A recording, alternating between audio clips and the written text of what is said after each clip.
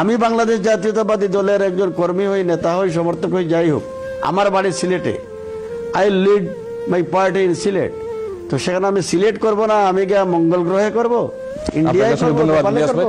বিএনপির নার্সিং করতেছি কিংবা নেতৃত্ব দিচ্ছি বা লুক আফটার করতেছি, কিংবা আওয়ামী লীগ বিরোধী যে আন্দোলন সংগ্রামগুলো করা দরকার, আওয়ামী লীগের অরাজকতা, আওয়ামী লীগের শিষ্টাচার বর্জিত রাজনীতি, আওয়ামী লীগের দানবীয় রাজনীতি, এই রাজনীতির বিরুদ্ধে একটি শক্তিশালী প্রতিরোধ গড়ে তুলতে আমি সক্ষম হয়েছি বলেই আওয়ামী লীগারদের কাছে আমি অত্যন্ত ঈর্ষাপরায়ণ এবং আওয়ামী লীগাররা আমাকে টলারেট করতে পারে না।